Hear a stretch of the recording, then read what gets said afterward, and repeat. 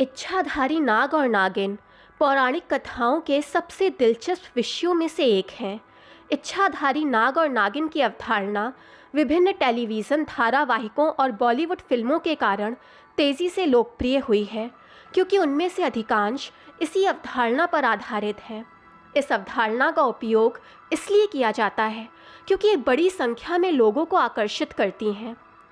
इच्छाधारी नाग और नागिन को सर्प जैसे जीव के रूप में परिभाषित किया जाता है, जो किसी भी अन्य जीव की तरह अपना रूप और मुखौटा बदल सकते हैं। लेकिन ये इच्छाधारी नाग और नागिन मनुष्य का रूप धारण करने के लिए अधिक इच्छुक होते हैं। इसके अलावा भारतीय पौराणिक कथाओं में कहा गया है कि सांप 100 साल जीने के बाद ही इच्छाधारी बन सकते हैं। इच्छाधारी नाग और नागिन से जुड़ा दूसरा सबसे दिलचस्प विषय है नागमणि। नागमणि को सर्पमणि या सर्प मोती के रूप से परिभाषित किया जा सकता है। हालांकि ये वास्तव में कोई मणि या कोई पत्थर नहीं है, ये सांप का जहर है जो पत्थर में तब्दील हो जाता है। कुछ लोगों का ये भी मानना है कि स्वाति नक्षत्र के दौरान बारिश की बूंदें किंग कोबरा के मुंह में जाने से नागमणि बनती है। ये किंग कोबरा के फन में बनती है। नागमणि के बारे में कहा जाता है कि उस पर भगवान शिव का आशीर्वाद है। हालांकि नागमणि को पाना आसान नहीं, क्योंकि किंग कोबरा कभी भी नागमणि का खुलासा नहीं करता। नागमणि दुनिया का सबसे शक्तिशाली और सबसे चमकीला पत्थर है। ये चांद जैसा मोती है और इसमें नीला रंग है। इसमें 100 बल्बों की रोशनी की शक्ति है।